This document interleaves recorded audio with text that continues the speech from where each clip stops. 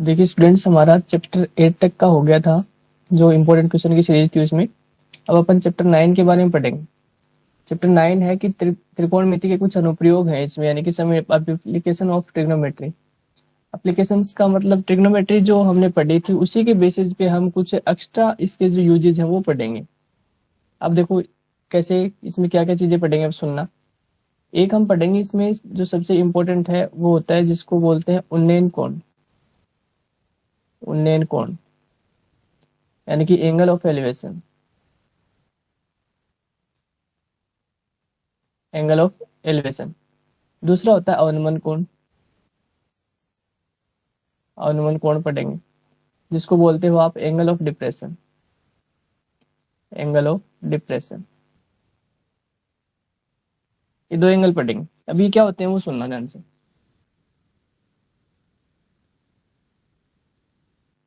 देखो, बात करें उन्नयन कोण की। उन्नयन कोण की बात करें, आप देखो सबसे पहले अपन क्या करते हैं, जैसे मान लो कि मैंने यहाँ पे एक मीनार बना दी, ये ग्राउंड हो गई। यहाँ पे मैंने एक भवन, एक मीनार बना दी, यानी कि एक मकान बना दिया, ऐसे समझो आप। और इस मकान से, इस मकान पे यहाँ पे कोई व्यक्ति खड़ा है, और इस मकान पे खड़ा खड़ा व्यक्ति अगर ये नीचे की तरफ देख रहा है, जैसे मान लो कि यहाँ पे गाड़ी है और इस गाड़ी की तरफ अगर ये देख रहा है, तो एंगल बनाने के लिए, कोण बनाने के लिए सबसे पहले आपको एक हॉरिजॉन्टल लाइन लेनी पड़ती है जिसको आप बोलते हो क्षैतिज रेखा। वो एकदम सीधी ली जाती है, वो जो नजर के सामने, आप देखो कि कोई भी इंसान सीधा खड़ा होता है तो उसके नजर के एकदम जस्ट सामने अगर एक लाइन को इमेजिन किया जाए तो वो एकदम सीधी लाइन ऐसे दिखेगी आपको। और इस लाइन से अगर वो नीचे की तरफ देखता है तो एंगल जो बनता है, नीचे की तरफ देखने से जो एंगल बनता है वो होता है अवनमन कोण होता है, एंगल ऑफ डिप्रेशन बोलते हैं इसको। तो इसको अपन बोलेंगे डिप्रेशन एंगल बोलेंगे, डिप्रेशन एंगल बोलेंगे, यानी कि अवनमन कोण हो गया। अगर इस इंसान ने नीचे की तरफ देखा तो अवनमन कोण बनाया। लेकिन यदि ये व्यक्ति ऊपर की तरफ देखता है, मान लो कि यहाँ पे कोई पतंग उड़ा रहा है, पतंग उड़ रही है, यहाँ पे कोई पतंग उड़ रही है और इस पतंग को अगर वो देख रहा है, तो इसका मतलब ये जब ऊपर की तरफ देख रहा है इस लाइन से, तो ये जो कोण बन रहा है उसको बोलते हैं एलिवेशन एंगल, यानी कि उन्नयन कोण बनता है। उन्नयन कोण होता है। और जिस साइड ये देख रहा है, मतलब ऊपर की तरफ देखता है या नीचे की तरफ देखता है, उसको बोलते हैं दृष्टि रेखा, लाइन ऑफ साइट। दृष्टि रेखा, दृष्टि रेखा बोलते हैं उसको, line of site, line of site. और जो ये मैंने एक लाइन ली थी यहाँ पे, इसको बोलते हैं हॉरिजॉन्टल लाइन, यानी कि क्षैतिज रेखा बोलते हैं इसको। तो इसका नाम क्या हो गया, हॉरिजॉन्टल लाइन,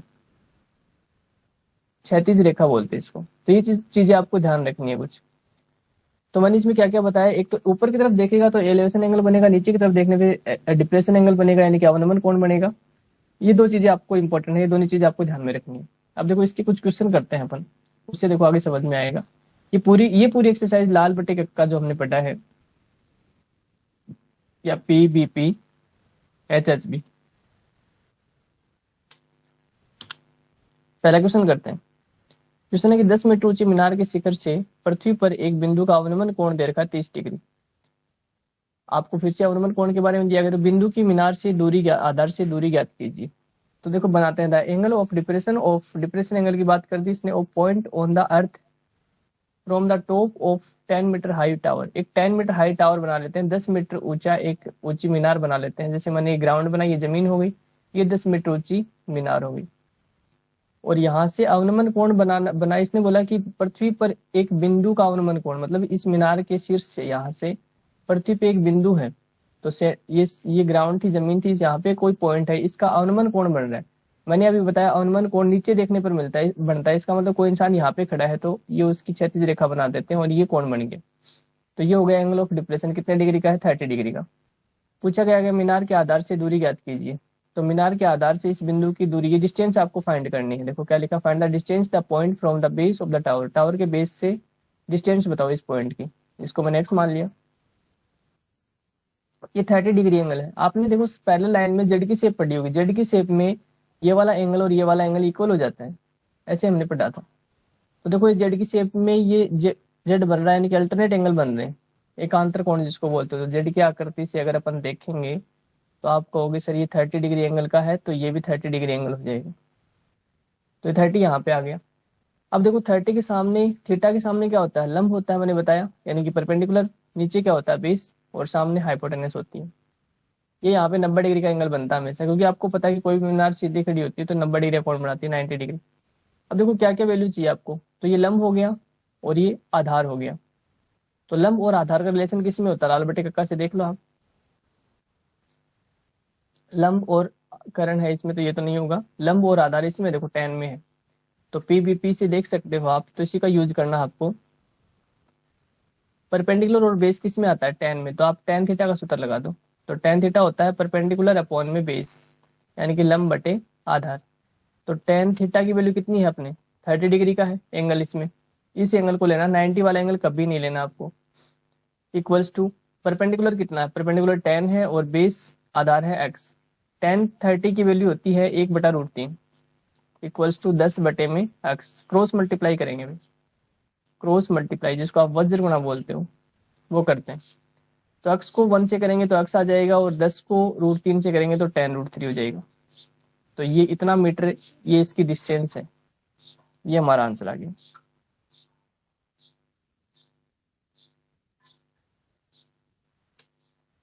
आगे देखते हैं क्वेश्चन। देखना, एक ऊर्ध्वाधर छड़ की लंबाई तथा उसकी छाया की लंबाई का अनुपात दे रखा है, यानी कि एक तो ऊर्ध्वाधर छड़ दे रखी है और ये उसकी छाया है, यहाँ पे उसकी छाया मान लो, उसका अनुपात दे रखा है 1√3। 1√3 का मतलब क्या है, देखो इंग्लिश में पढ़ता हूँ, द रेशियो दे रखा है, ratio of length of A vertical road, vertical road की बात हो रही है, तो ये मैंने वर्टिकल रोड बना दी यहाँ पे, and the length of its shadow, ये उसकी शैडो बना दी, यानी कि छाया बना दी।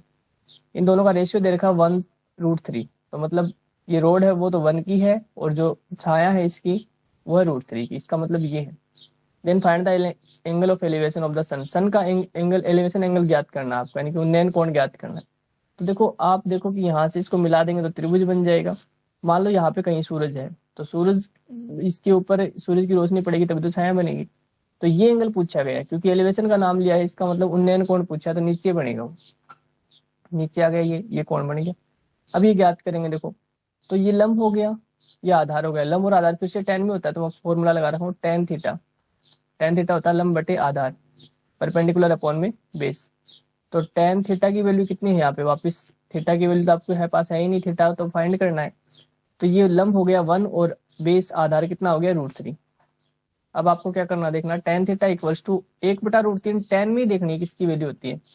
तो आप बोलोगे सर ये तो tan 30 की होती है, ठीक है, tan से tan कट गया तो थीटा इक्वल्स टू कितना बच गया, 30 डिग्री। तो एंगल, सूरज का जो एंगल कितना बनेगा, 30 डिग्री का एंगल बनाएगा सूरज। नेक्स्ट क्वेश्चन देखते हैं। यदि किसी वृक्ष की छाया उसकी ऊंचाई की 1 गुनी हो तो सूर्य का उन्नयन कोण क्या होगा। If the shadow of tree is 1 times its height, then what is the angle of elevation of the sun. तो मान लो कि इसने बोला है कि किसी वृक्ष की छाया की ऊंचाई, तो ये वृक्ष की छाया उसकी ऊंचाई की 1 गुना हो, ऊंचाई की 1 गुना हो, तो ये तो मान लो वृक्ष है, यानी कि ट्री है, और ये उसकी छाया है, ऐसे समझ लो आप। बोला क्या है, वृक्ष की छाया उसकी ऊंचाई की 1 गुना हो, हाइट की 1 टाइम्स हो, तो ये हाइट है इसकी और इसकी ये छाया है। तो इसका 1 टाइम्स करके देखेंगे, तो यानी कि 1 टाइम्स करेंगे तो h को 1 से मल्टीप्लाई करो, h को 1 से करोगे तो h ही आ जाएगा। तो इसको h मानोगे तो ये भी कितना आ जाएगा, इसकी छाया भी कितनी आ जाएगी, h की आ जाएगी। तो बोला कि एंगल कितना बनेगा, तो ये वाला एंगल पूछा है वापस से। देखो ये लंब हो गया, ये आधार हो गया, वापस से tan थीटा लगा दो। tan थीटा क्या होता है, लंब बटे आधार, यानी कि परपेंडिकुलर अपॉन में base. tan theta equals to perpendicular height भी, यानी कि परपेंडिकुलर भी कितना है h, और बेस भी कितना हो गया h। h से h काटेंगे कितनी बार कटेगा, 1 बार। तो tan थीटा इक्वल्स टू कितना आया, 1। तो आपको देखना है कि tan में ही एक किसकी वैल्यू होती है, तो आप बोलोगे सर ये तो tan 45 की होती है। tan से tan कट गया तो थीटा की वैल्यू कितनी आ गई, 45। नेक्स्ट देखते हैं। लिखा कि एक नदी पर बने पुल के एक बिंदु से नदी के विपरीत किनारों के अवनमन कोण दे रखे हैं आपको 30 और 45। यदि पुल किनारों से 3 मीटर की ऊंचाई पर नदी की चौड़ाई ज्ञात करेंगे, करते हैं। From A point on A bridge across a river, the angle of depression of the bank opposite side. तो देखो ये मान लो कि बैंक है वो नदी है, और इसके ऊपर से मान लो कोई पुल जा रहा है यहाँ से, भाई आपको पता है कि नदी के इस किनारे से इस किनारे तक पुल ऐसे ही जाता है, तो ये पुल जा रहा है, ये मान लो नदी थी, यहाँ पे इसके बीच से नदी जा रही है और ये ऊपर के कोई पुल है। अब हो क्या रहा है कि इसमें ये बोला गया है कि depression, angle of depression of the bank on opposite side of the river, river के ऑपोजिट साइड दोनों किनारों पे इस पुल से आपको दो एंगल बनाने। तो मान लो ऑपोजिट साइड कौन सी होगी भाई, देखना, एक तो ये हो गया किनारा इसका, एक किनारा ये हो गया नदी का, यहाँ पे दोनों साइड एक एंगल बना रहे हैं, एक एंगल यहाँ बना दिया और एक एंगल यहाँ बना दिया। बोला कि एक एंगल तो डिप्रेशन का बन रहा है, डिप्रेशन एंगल बन रहा है, इसका मतलब कोई इंसान ऊपर खड़ा होकर देख रहा है, ऊपर खड़ा होकर देख रहा है, तो मान लो कोई इंसान यहाँ पे खड़ा है तो उसकी क्षैतिज रेखा लेनी पड़ेगी, हॉरिजॉन्टल लाइन। फिर एक साइड का कोण तो इसने बता दिया कितना 30 डिग्री है, दूसरी साइड का कोण 45 डिग्री है, तो 30 डिग्री आ गया। ये रेड वाली ये पुल को एक बार हटा देता हूँ, अच्छे समझ में आएगा। दूसरी साइड का एंगल कितना बताया 45, ये दो एंगल बन गए। अब हमें पता है कि जेड की शेप से जैसे इसको देखेंगे अपन तो ये 30 नीचे आ जाएगा। इसी साइड भी जेड की शेप उल्टी भी बन सकती है, इस जेड की शेप से देखेंगे तो ये 45 नीचे आ जाएगा। ये हो गया। इसने क्या बोला, यदि पुल किनारों से 3 मीटर ऊंचा है की ऊंचाई पर है, यदि ये जो पुल है ना वो 3 मीटर ऊंचाई पे है, ये यहाँ पे पुल था और ये ऊंचाई कितनी, इसकी हाइट है 3 मीटर, तो इसको 3 लिख देता हूँ मैं। तो नदी की चौड़ाई ज्ञात कीजिए, नदी कितनी चौड़ी है, ये वाली चौड़ाई आपको ज्ञात करनी है। देखो करते हैं, इस भाग को मैंने x मान लिया और इस भाग को मैंने y मान लिया, तो x भाग निकाल लेते हैं, फिर y भाग निकाल लेते हैं और फिर दोनों को प्लस कर देंगे, चौड़ाई आ जाएगी। अब देखो इस ट्रायंगल में देखते हैं, पहले ए बी और सी मान लेता हूँ और इसको मैं डी मान लेता हूँ। पहले मैं ट्रायंगल एबीसी की बात करता हूँ, तो लिखेंगे in triangle ABC. Triangle ABC में देखेंगे तो देखो लंब है, ये तो लंब ही तो है, थीटा के सामने क्या होता है, ये थीटा रहा, थीटा के सामने क्या होता है लंब यानी कि परपेंडिकुलर, और नीचे क्या होता है आधार यानी कि बेस, तो टेन थीटा लगेगा इसमें, टेन थीटा हो जाएगा लंब बटे आधार यानी कि परपेंडिकुलर अपॉन में बेस। टेन एबीसी त्रिभुज में टेन थीटा 30 डिग्री का है, तो यहाँ पे लंब कितना है इसका 3 और आधार कितना है x।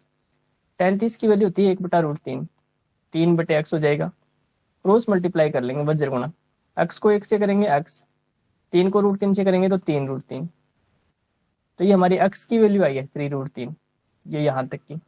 y की वैल्यू फाइंड करेंगे, y की वैल्यू के लिए आपको ट्रायंगल कौन सा लेना पड़ेगा, ए बी और डी ट्रायंगल लेना पड़ेगा ये वाला, तो लिखेंगे in triangle A B D, A B D. A B D में देखेंगे तो वही बात है, लंब इसमें है और आधार भी है इसमें, तो टेन थीटा फिर से, लेकिन अब की बार कोण 45 डिग्री का है, तो लंब बटे आधार कितना है y। टेन 45 की वैल्यू 1 होती है और 3 बटे y। अब इसको क्रॉस मल्टीप्लाई कर लो, y को 1 से करेंगे y और √3 को 1 से करेंगे 3, तो y की वैल्यू भी आ गई 3 मीटर। अब आपको क्या चाहिए, ये सी डी दूरी चाहिए, क्योंकि नदी की चौड़ाई पूछी है, नदी की चौड़ाई है सी से लेकर डी तक की, तो आप क्या लिखोगे, आप लिखोगे width of river, width of river, नदी की चौड़ाई, नदी की चौड़ाई, नदी की चौड़ाई कितनी हो जाएगी, सीडी है नदी की चौड़ाई, और सीडी कैसे निकलती है, एक्स और वाई को जोड़ने से बनती है। एक्स की वैल्यू ये रही 3√3 प्लस वाई की वैल्यू 3 है, 3 इसमें कॉमन आ गया तो यहाँ से बचेगा √3 प्लस में 1, ये नदी की चौड़ाई। अगले देखना, देखा from A point on the ground, तो सबसे पहले ग्राउंड बना लेते हैं अपन, ये पॉइंट हो गया ग्राउंड के ऊपर। The angle of elevation of the bottom and the top of a transmission tower fixed at the top of 20 meter high building. बोला कि 20 मीटर हाई एक बिल्डिंग है, 20 मीटर ऊंची एक इमारत है, तो ये 20 मीटर ऊंची मैंने एक बिल्डिंग बना दी यहाँ तक, इसकी ऊंचाई मान लो 20 मीटर है। आगे क्या लिखा है इसने देखना, transmission tower fixed at, transmission जो टावर है वो कहाँ पे फिक्स है, वो the top of 20 meter high building, 20 meter high building के टॉप पे फिक्स किया गया है। तो देखो बनाते हैं, 20 मीटर हाई बिल्डिंग के टॉप पर ट्रांसमिशन टावर फिक्स किया गया है, ऐसे समझ लो, ये रेड वाला ट्रांसमिशन टावर मैंने लगा दिया इस बिल्डिंग के ऊपर। क्वेश्चन में क्या बोला गया है, एंगल कहाँ से बनते हैं, from the point on the ground, ground पे जो पॉइंट है वहां से एक एंगल बनाएंगे अपन। Angle of elevation of the bottom and top, elevation का नाम हुआ है तो आपको पता है कि नीचे से चलेगा एंगल, तो नीचे से मतलब इस पॉइंट से चलेगा, कहाँ कहाँ लेके जाना है, bottom and top of transmission tower, transmission tower के बॉटम पे लेके जाओ एक, तो दूसरा ट्रांसमिशन टावर के टॉप पे लेके जाओ, दोनों जगह एंगल ले गया मैं। कितने कितने के बनाने हैं, एक 60 का, एक 45 का। तो एक तो बना देते हैं 45 का, छोटे वाला 45 का हो जाएगा, बड़े वाला 60 का हो जाएगा। आपको पूछा find the height of tower, tower की हाइट बताइए। टावर देखो रेड कलर वाला टावर है सिर्फ, तो टावर की हाइट देख लेंगे। और ये जो नीचे जो रूम मकान जो बना रखी इमारत जो है, इसकी हाइट तो 20 मीटर इसने पहले से दे रखी है। ठीक है, बिल्डिंग की हाइट पहले से 20 मीटर दे रखी है। आपको ये वाली पूछिए, इसको एच मान लेता हूँ, करते हैं। हिंदी में देखते हैं, जमीन के ऊपर, जमीन के एक बिंदु से 20 मीटर ऊंची इमारत, जमीन के एक बिंदु से 20 मीटर ऊंची इमारत बना दी मैंने। इमारत के शीर्ष पर स्थापित एक ट्रांसमिशन टावर, इमारत के शीर्ष पे एक ट्रांसमिशन टावर स्थापित कर दिया। टावर के तल और शीर्ष के उन्नयन कोण 45-60 है। टावर के तल का कोण बना दिया एक, तो ये तो तल है टावर का, और ये टावर का शीर्ष है। इन दोनों के कोण बना दिए, एक 30 और 45 और एक 60। टावर की ऊंचाई याद कर दें। देखो इनको ABCD नंबर देता हूँ, ABCD। पहले मैं नीचे वाला ट्रायंगल ले रहा हूँ, BCD वाला ट्रायंगल ले रहा हूँ, ये वाला, ये ट्रायंगल ले रहा हूँ, पहले देखना। तो क्या लिखेंगे, इन ट्रायंगल BCD। अब देखो BCD में देखें तो ये तो लंब हो गया, और इसको आधार यहाँ पे x मान लेता हूँ मैं। तो आप लंब और आधार वापिस से tan में, ज्यादातर याद रखो कि tan के ही फॉर्मूले लगेंगे आप। तो tan थीटा क्या होता है, लंब बटे आधार, यानी कि परपेंडिकुलर और बेस किस में होता है, tan में होता है, इसलिए tan का लगाना पड़ा। क्योंकि एक पूछा, एक तो दिया है वो लेना पड़ता है अपने को, यानी कि लंब दिया हुआ है परपेंडिकुलर, और एक आधार यानी कि बेस वो पूछा गया। तो लंब और आधार दोनों है, तो इसमें आप tan लगा सकते हो। tan 45 बराबर, लंब देखा जाए तो 20 है और आधार देखा जाए तो अक्स है। 45 की वैल्यू 1 होती है और 20 बटे अक्स, क्रॉस मल्टीप्लाई करेंगे तो अक्स को 1 से करेंगे अक्स, और ये 20, अक्स की वैल्यू 20 मीटर आ गई। अपने को क्या करना है, दूसरा ट्रायंगल लेना पड़ेगा, बड़े वाला। दूसरा ट्रायंगल कौन सा, AC और D, पूरा ट्रायंगल लेंगे अपन। ठीक है, अब की बार ये पूरा ट्रायंगल यूज में लेते हैं, पूरा, ये पूरा ट्रायंगल यूज में ले रहे हैं। तो यहाँ से पूरा ट्रायंगल के बारे में देखें तो देखो क्या आ जाएगा, वापस से tan का फॉर्मूला लगेगा। तो लिख देता हूं मैं ट्रायंगल ACD। तो वापस से tan थीटा इक्वल टू होता है लंब बटे आधार। देखो tan थीटा कितना है अब की बार इस पूरे ट्रायंगल में, पूरे ट्रायंगल का थीटा है 60 डिग्री, बड़ा कोण है। लंब देखा जाए तो लंब पूरा हो गया, ध्यान देना, A से लेकर C तक का पूरा लंब है अब की बार इस त्रिभुज में देखे जाए तो, यानी कि H तो ये रहा और BC ये रहा, 20 + H हो गया इसका लंब। परपेंडिकुलर कितना हो गया, 20 + H, और नीचे बेस कितना है x। tan 60 की वैल्यू होती है √3, 20 + H बटे x।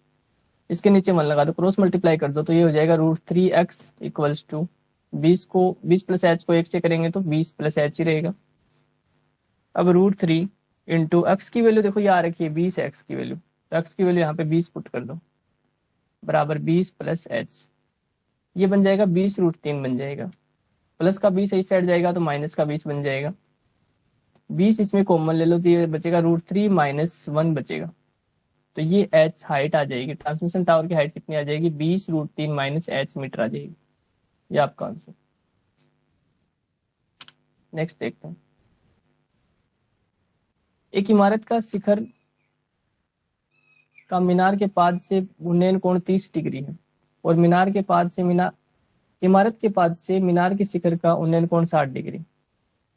यदि मीनार 50 मीटर ऊंची तो इमारत की ऊंचाई ज्ञात कीजिए। तो देखो अगर आपको इसमें कोण जो डायग्राम बनाना आ गया तो उसके बाद में गलत नहीं होता क्वेश्चन, तो बनाते हैं। देखो the angle of elevation of the top of a building,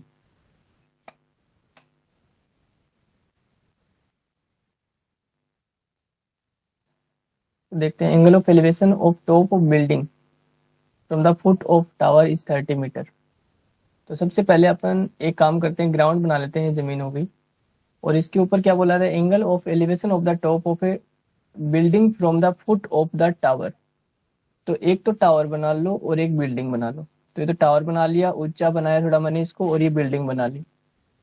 angle देखना है आपको एलिवेशन का, of the top of a building from the foot of tower, tower के फुट से बिल्डिंग के टॉप का एंगल। तो टावर के फुट से बिल्डिंग का टॉप का एंगल बनाते हैं, ये बन गया। कितना एंगल बताया? 30 डिग्री का। आगे इसने बोला है same and the angle of elevation of the top of tower from the foot of building. अब की बार फुट ऑफ बिल्डिंग, बिल्डिंग का फुट है और टावर का टॉप है, ये वाला एंगल बताया इसने 60 डिग्री का। कुछ बोला गया है कि टावर की जो हाइट है 50 मीटर है, 50 मीटर हाइट। तो ये 50 मीटर अगर टावर की हाइट है 50 मीटर है, तो आपको पूछा गया है कि इमारत की ऊंचाई, बिल्डिंग की हाइट पूछी गई, तो ये एच पूछी, इसको एच मान लो। ये वाली वैल्यू मैंने एक्स मान ली। ये ए हो गया, बी हो गया, सी हो गया और डी हो गया। बोल देता हूँ एक बार, इमारत के शिखर का मीनार के पाद से उन्नयन कोण 30 है। मीनार के पाद से, तो ये मीनार है, मीनार इमारत के शिखर का मीनार के पाद से, तो मीनार, बड़ी मीनार बनाई है मैंने और ये इमारत बनाई छोटी सी। तो इसने ये बोला है कि मीनार के पाद से, तो मीनार के पाद ये हो गया और यहाँ से इसके बिल्डिंग इमारत का शिखर का कोण बना दिया, और फिर मैंने इसके पाद बिंदु से इसके शिखर का कोण बना दिया 60 डिग्री, ये दिया हुआ है। मीनार 50 मीटर ऊंची है, इमारत की ऊंचाई ज्ञात कर देंगे। अब सबसे पहले मैं ले रहा हूँ कोई भी एक ट्रायंगल ले लो, जैसे मैं डी सी बी ले लिया। पहले इस ट्रायंगल की बात कर लेते हैं, डीसीबी ट्रायंगल की। पहले इस डीसीबी ट्रायंगल की बात कर लेते हैं इसकी। तो लिखेंगे इन ट्रायंगल डीसीबी, डीसीबी।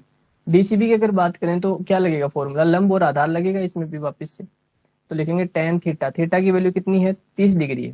देखो याद रखना, डीसीबी में थीटा की वैल्यू 30 डिग्री है रही। तो टेन थीटा लंब बटे आधार, लंब एच है और आधार, आधार देखा जाए तो एक्स है। टेन 30 की वैल्यू होती है 1/√3 बराबर एच अपॉन में एक्स। क्रॉस मल्टीप्लाई करेंगे तो एक्स बराबर हो जाएगा √3h। इसको समीकरण 1 दे दो नाम। दूसरा ट्रायंगल लेंगे, बड़ा वाला triangle A C B. A C B लेते हैं, लिखेंगे triangle A C B, A C B.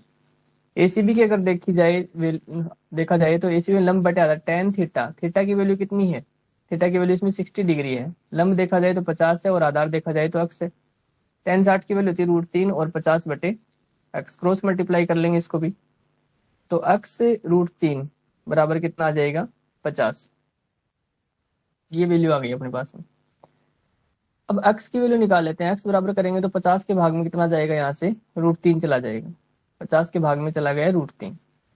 अब x की वैल्यू है 50 बटे √3, इसको लिखेंगे समीकरण 1 में पुट कर देंगे। तो लिखेंगे समीकरण, ये इसको समीकरण 2 लिख दियो नाम। तो लिखेंगे समीकरण 1 व 2 से, from equation first and second. समीकरण 1 व 2 से, 1 और 2 से देखें तो देखो एक क्या है, x बराबर में √3h है। x किस जगह वैल्यू पुट कर रहा हूँ? 50 बटे √3, तो यहाँ पे लिखूंगा 50 बटे √3 बराबर √3h। इसके नीचे 1 लगा के क्रॉस मल्टीप्लाई कर लेंगे। तो देखो √3h को √3 से करें, √3 को √3 से गुणा करेंगे तो 3 बन जाएगा, तो ये बन जाएगा 3h बराबर 50 को 1 से करेंगे तो 50, h बराबर आ जाएगा 50 के भाग में कितना चला जाएगा? 3 चला जाएगा। तो 50 बटे 3 मीटर इसकी क्या आ जाएगी? हाइट आ जाएगी बिल्डिंग। अगला क्वेश्चन देखते हैं। लिखा from the top of a 7 meter high building. तो वापस से 7 मीटर हाई बिल्डिंग बना लेते हैं। तो ये मैंने 7 मीटर हाई बिल्डिंग बना दी। The angle of elevation of the top of cable tower is 60 degree. Cable tower बना देते हैं सामने इसके, इसके टॉप का एंगल बताया इसने 60 का बनेगा। एंगल बनाने के लिए यहाँ पे एक क्षैतिज रेखा लेनी पड़ेगी और ये 60 डिग्री बना दी। आगे बोला है in the angle of depression it's foot is 45, और इसके फुट का एंगल देखें तो 45 है। तो ये वाला एंगल कितना बन रहा है? और ये एंगल कौन सा? डिप्रेशन एंगल है, तो डिप्रेशन एंगल यहाँ बनता है, ये 45। जेड की शेप अगर देखेंगे तो ये 45 नीचे आ जाएगा, तो यहाँ पे 45 लिख दूंगा मैं। Determine the height of tower, tower की हाइट पूछी गई, मतलब ये वाला वैल्यू पूछिए पूरी की पूरी कितनी आएगी। सुनना ध्यान से देखो, इसको मैंने नाम दिया ए, ये बी हो गया, ये सी हो गया, डी हो गया, ई मान लिया इसको। अब देखो दो ट्रायंगल हैं, दो ट्रायंगल की वैल्यू ले लेते हैं। जैसे मैंने इसको एक्स मान लिया, एक बार के लिए देखना, ध्यान देना भाई इस पे। मैंने इसको एक्स मान लिया, तो बताओ ये एक्स है तो ये भी एक्स हो जाएगी, ठीक है। दूसरी चीज और ध्यान देना, ये वाली हाइट है वो 7 मीटर है, तो ये वाली हाइट भी 7 मीटर हो जाएगी यहाँ तक की। तो इसको मैंने लिख दिया 7 मीटर। और इस ऊपर वाली को मैंने मान ली वैल्यू को h मान ली।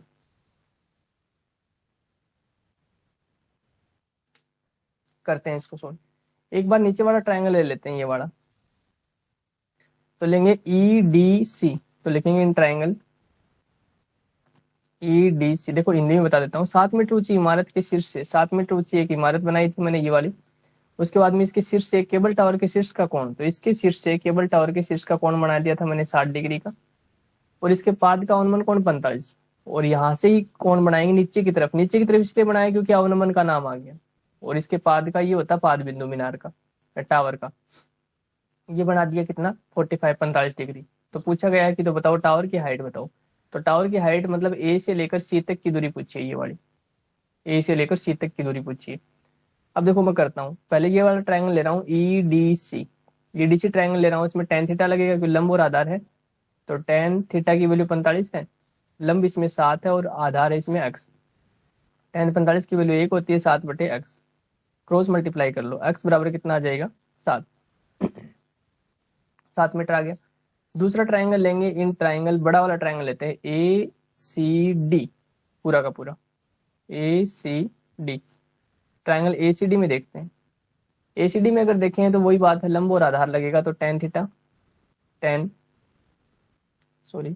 मिस्टेक हो गई क्योंकि ट्रायंगल नहीं है यहाँ पे।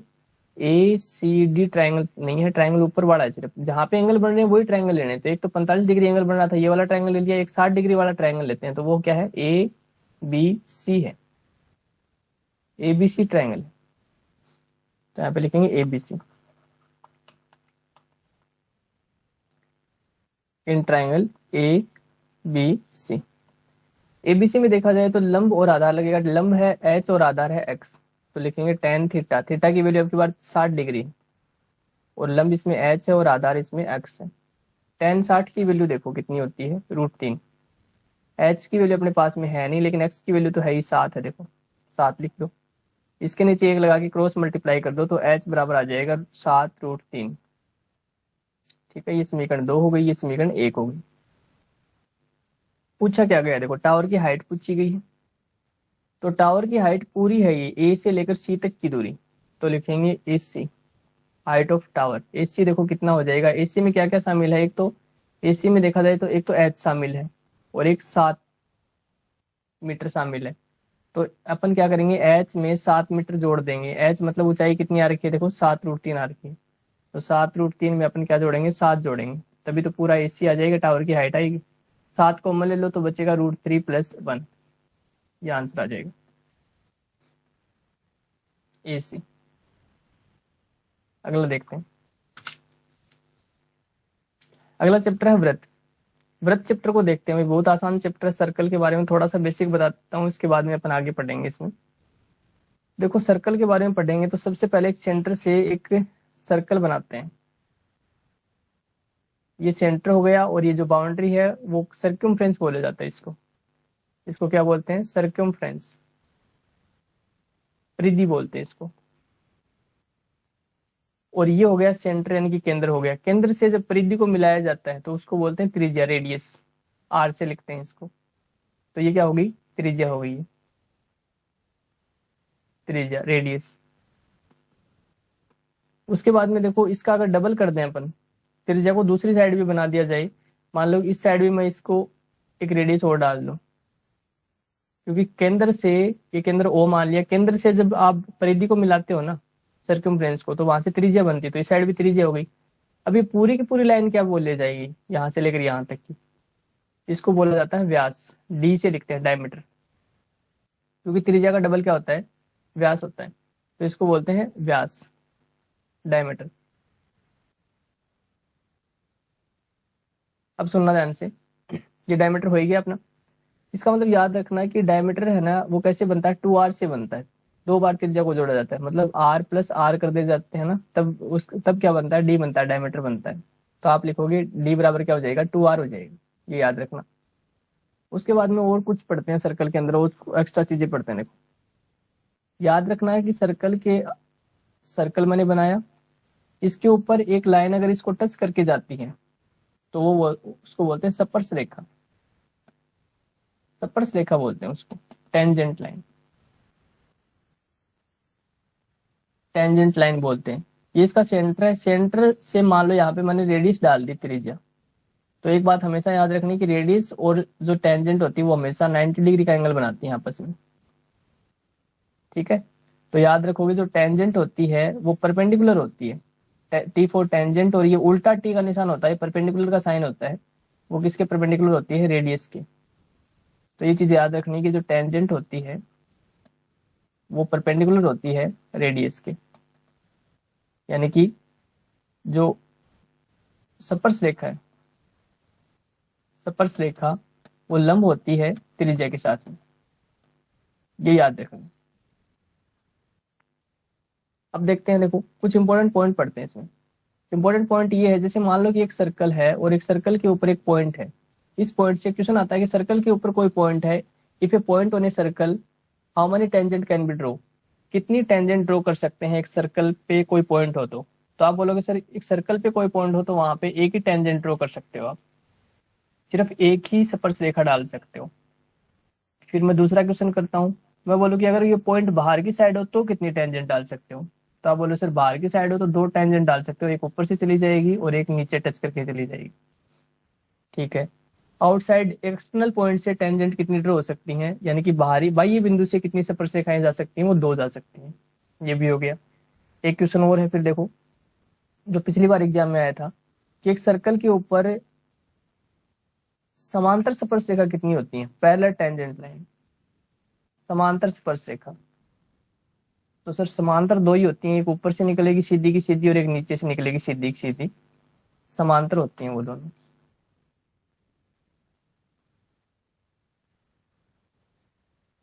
ठीक है, ये टच करके जाएगी। तो ये इसके पैरेलल चल रही है, समांतर चल रही है। तो समांतर रेखा कितनी होती है, 2 होती है। बाह्य बिंदु से कितनी रेखा खींच सकते हो, 2 खींच सकते हो। सर्कल के ऊपर कोई बिंदु दे रखा हो तब एक ही खींच सकते हो। एक क्वेश्चन और है, यदि सर्कल के सीधा यही पूछ ले कि how many tangent can be drawn a circle, sir एक वृत्त पे कितनी स्पर्श रेखा खींच सकते हो, तो वृत्त पे स्पर्श रेखा अपन बहुत सारी खींच सकते हैं। जब कोई बिंदु का नाम नहीं लिया हो ना तब बहुत सारी खींच सकते हैं, हमारी मर्जी किसी भी साइड खींचो, टेंजेंट बहुत सारी खींच सकते हैं अपन, ठीक है। जब पॉइंट का नाम ना ले हो तो ये 4 तरीके के क्वेश्चन बनते हैं, इनमें से एक हर बार क्वेश्चन आता तो आप तैयार कर लेना। बाह्य बिंदु से देखा जाए तो 2, समांतर स्पर्श रेखा देखी जाए पैरेलल टेंजेंट लाइन तो भी 2, और यहाँ पे एक बिंदु दे दिया जाए वर्त पे किसी बिंदु से तो बिंदु से एक ही जाती है, लेकिन अगर बोल दिया जाए कि वर्त पे कितनी खींच सकते हो तो वर्त पे इनफाइनाइट, इनफाइनाइट, अनंत। ये 4 चीजें ध्यान रखो। क्वेश्चन करते हैं देखो इसके, लिखा from A point Q the length of tangent of a circle is 24। Tangent की लेंथ आपको दे दी 24, तो सबसे पहले सर्कल बना दो और लिखा from A point Q the length of tangent, point Q से, तो ये मान लो कि पॉइंट क्यू है, ये पॉइंट क्यू है, इस पॉइंट क्यू से टेंजेंट की लेंथ दिया आपको। टेंजेंट ऊपर की तरफ डाल सकते हो या नीचे की तरफ, 2 टेंजेंट डाल सकते हो, मैंने बताया था अभी भी। बाहर जो पॉइंट होता है उससे सिर्फ 2 ही टेंजेंट डाल सकते हो, एक ऊपर की तरफ डाल सकते हो एक नीचे की तरफ। तो इसने बोला कि एक साइड डाल देंगे, दोनों का नाम नहीं दिया। तो इसकी लेंथ कितनी दी है, 24 दे रखी है, 24 सेंटीमीटर दे रखी है। आगे लिखा है the distance of Q from the centre is 25। Centre से इसकी डिस्टेंस, केंद्र से दूरी 25 है। तो find the radius of circle, circle की रेडियस फाइंड करो। तो ये केंद्र ओ है और ये रेडियस फाइंड करनी है। देखो वापस सुनो, एक वर्त, एक बिंदु क्यू से वर्त पर स्पर्श रेखा की लंबाई, बिंदु क्यू से स्पर्श रेखा की लंबाई 24 लगा दी मैंने। केंद्र से क्यू की दूरी, केंद्र से क्यू की दूरी यहाँ पे 25 बता दी इसने। तो वर्त की त्रिज्या बताइए, त्रिज्या बता दें। मैंने थोड़ी देर पहले ही बताया था कि त्रिज्या और स्पर्श रेखा 90 डिग्री का कोण बनाती है, इसको मैंने पी मान लिया। 90 डिग्री के कोण के सामने हमेशा होता है कर्ण, होता है हाइपोटेनस होती है, याद रखना। कोई भी त्रिभुज जब बनता है तो 90 डिग्री के कोण के सामने क्या होता है, कर्ण होता है, हाइपोटेनस बोलते हो जिसको आप। इसमें पाइथागोरस थ्योरम लगाएंगे, देखो तो by Pythagoras theorem, Pythagoras theorem.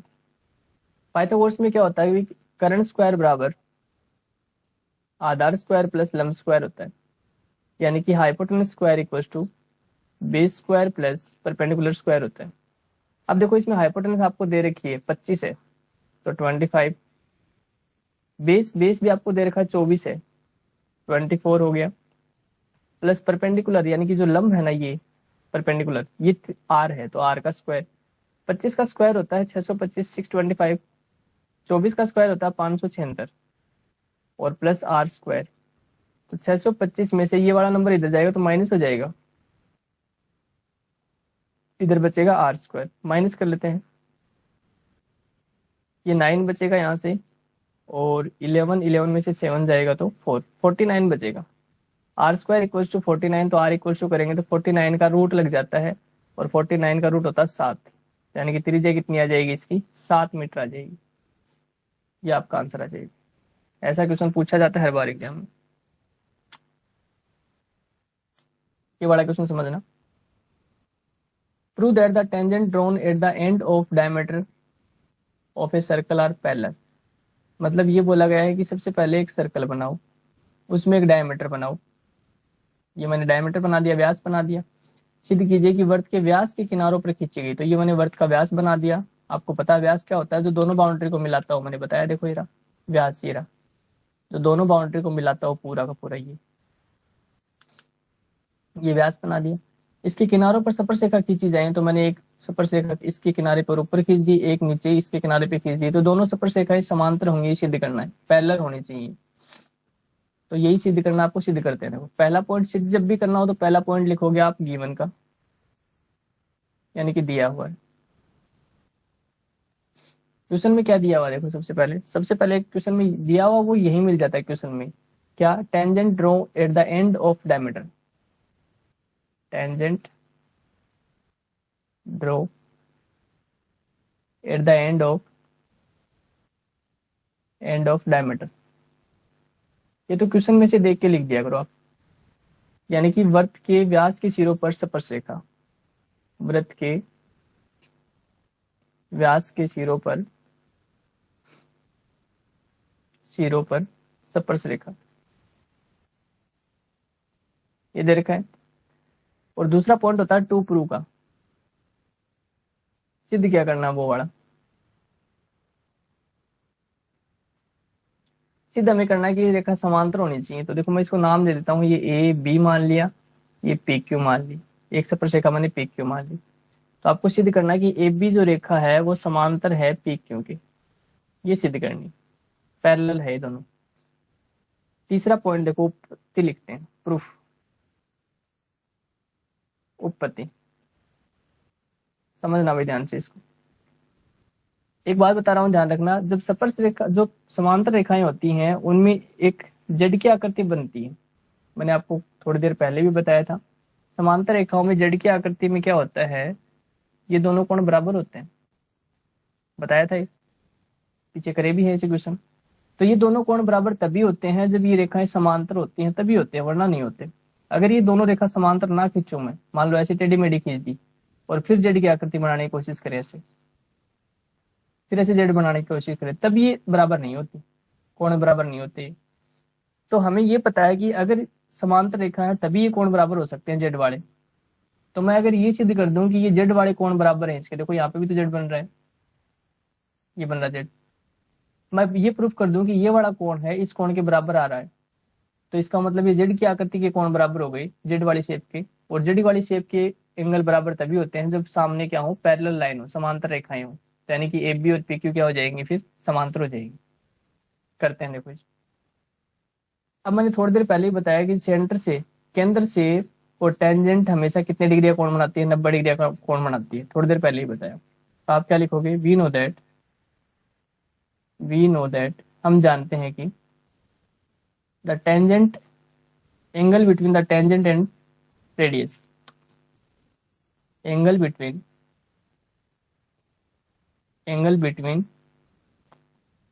The tangent and radius,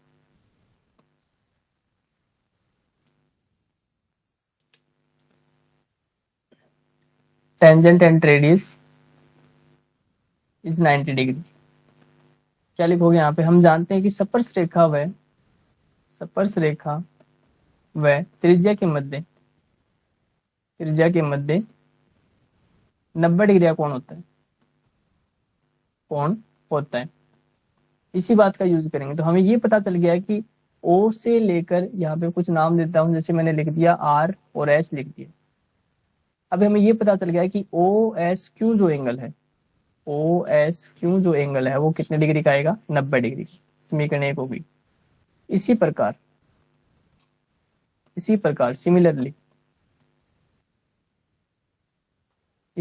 क्या हो जाएगा, देखो ऊपर वाला कोण भी 90 का हो जाएगा, क्योंकि ये त्रिज्या है और ये स्पर्श रेखा है।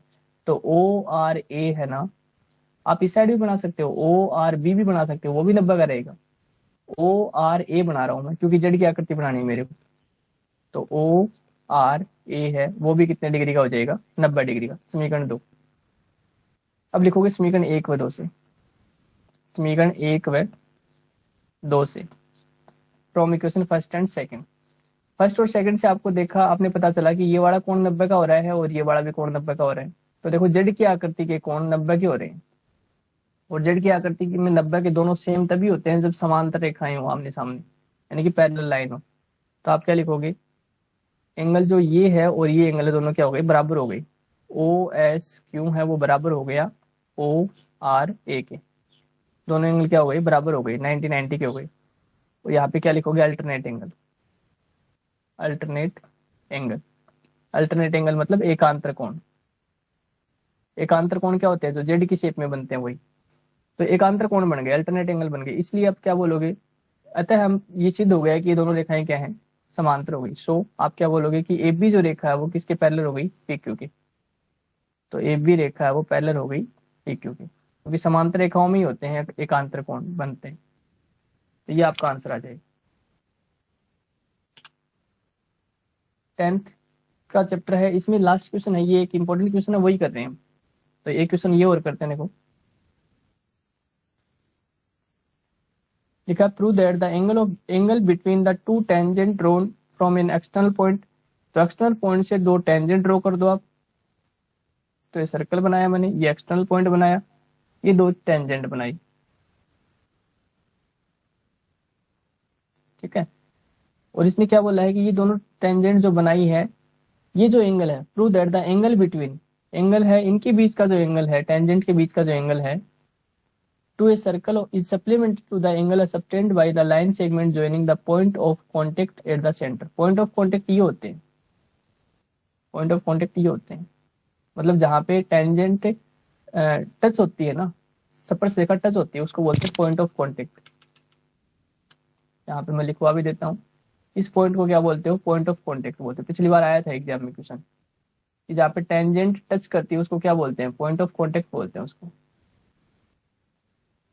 स्पर्श बिंदु बोलते हैं।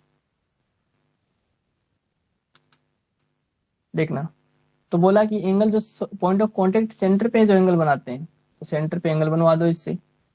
सेंटर पे एंगल बना रहे हैं O, और बाहर के साइड एंगल कौन सा बन रहा है, P। तो ये दोनों सप्लीमेंट्री एंगल होने चाहिए, यानी कि angle O plus angle P, दोनों का प्लस कितना आना चाहिए, सप्लीमेंट्री, यानी कि 180 को सप्लीमेंट्री बोलते हैं। तो ये हमारा डायग्राम था। आपको क्वेश्चन को पढ़ के डायग्राम बनाना अच्छे से ध्यान रखना है। सिद्ध कीजिए किसी बाह्य बिंदु से वृत्त पर खींची गई स्पर्श रेखाओं के बीच का कोण। तो स्पर्श रेखाओं के बीच का कोण ये P हो गया। संपर्क बिंदुओं को मिलाने वाले रेखाखंड द्वारा अंतरित कोण का संपूरक होता है। संपर्क बिंदुओं को मिलाओ, तो इस बिंदुओं को मिलाया, दोनों को मैंने केंद्र पे, सेंटर पे मिलाना है इसको। इसका क्या होता है, सप्लीमेंट्री, यानी कि एंगल O और P का सम प्लस कितना आना चाहिए, 180 आना चाहिए। कहने का मतलब ये सिद्ध करवा रहा है। करते हैं, देखो गिवन वाला पॉइंट आप खुद लिख लेना। क्या लिखोगे, गिवन में two tangent from external point, बाह्य बिंदु से दो स्पर्श रेखाएं दी हुई हैं। और सिद्ध करना में क्या लिखना है आपको, ये सिद्ध करना में लिखना है, प्रूव दैट वाले में। तीसरा जो पॉइंट होता है अपना उपपत्ति होता है, प्रूफ, उसको देखते हैं। भी देख, बहुत आसान है सुनना। आपको पता है कि ये वाला एंगल कितने डिग्री का बनता है भाई, 90 डिग्री का। ये वाला एंगल भी कितने डिग्री का बनता है, 90 का। इसको मैंने A नाम दे दिया, इसको मैंने B नाम दे दिया, दो 90 डिग्री का कोण हो गई। अब हमें पता है कि ये A, O, B और P ये क्वाड्रिलेटरल बन गया, चतुर्भुज। और चतुर्भुज के चारों कोणों का योग होता है 360 होता है। तो चतुर्भुज के चारों कोण कौन से आएंगे? एंगल ए है, एक ओ है, एक बी है, ओ है, बी है और एक पी है। चार कोण ये है और चारों का योग कितना होता है? सम होता है 360। ए की वैल्यू आपके पास में 90 है, ओ की वैल्यू आपके पास में है नहीं, बी की वैल्यू आपके पास में 90 है, पी की वैल्यू आपके पास में है नहीं, इक्वल टू 360 लिख दोगे। 90 और 90 जुड़ के हो गए 180। तो यहाँ पे बचेगा क्या? O प्लस पी बचेगा और 180 बन गई। 180 को उधर भेजेंगे, माइनस का हो जाएगा। तो 360 में से 180 घटा दो आप, तो एंगल O प्लस पी कितना बच गया? 180। सप्लीमेंट्री एंगल बन गया। यही सिद्ध करना था, तो ऐसे सिद्ध करेंगे अपन। देखो मैं यहाँ पे लिख देता हूँ फटाफट से, कैसे लिखेंगे वो देख लेना, फिर समझाया था मैंने। देखो आपको क्या लिखना है कि वी नो दैट हमें पता है कि क्या टेंजेंट और स्पर्शिका कितने डिग्री का कोण बनाती हैं? 90 डिग्री का कोण बनाती हैं। हम जानते हैं कि ये पीछे मैंने लिखवा भी दिया था। देखो we know that angle between the tangent and radius और टेंजेंट के बीच का एंगल कितना होता है? 90 डिग्री।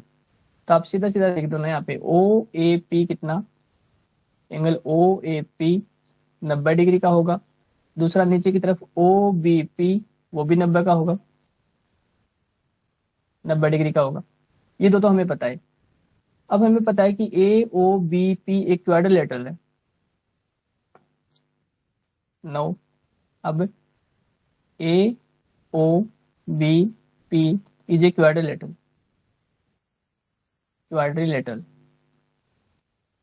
ये क्वाड्रिलेटरल दे रखा है, चतुर्भुज है। तो क्या लिखोगे? यह ओ ए बी पी एक चतुर्भुज है। अगर ये चतुर्भुज है तो हम चारों कोणों का योग 180 होता है, तो लिखेंगे angle A plus angle O plus angle B plus angle P. चारों का योग कितना लिखोगे? 360। एंगल ए की वैल्यू 90, तो यहाँ पे 90 लिख दो ए की जगह। ओ की वैल्यू आपको पता नहीं, बी की वैल्यू फिर से 90, पी की वैल्यू आपको पता नहीं। अब 90 और 90 जोड़ के 180 बन गई, प्लस एंगल ओ बच गया और एंगल पी बच गया, बराबर में 360 बन गया। Angle O plus angle P बराबर 360 माइनस 180। तो लिखोगे angle O plus angle P बराबर में कितना आ गया? 180। सप्लीमेंट्री एंगल बन गई। यही चीज सिद्ध करना था। लास्ट में लिखोगे हैंड्स प्रूफ। इति सिद्धम बोलते हैं हिंदी में इसको, इति सिद्धम। तो ये आपके 10th के चैप्टर के इंपॉर्टेंट क्वेश्चन हो गए। आगे हम 11, 12, 13, 14 ये करेंगे।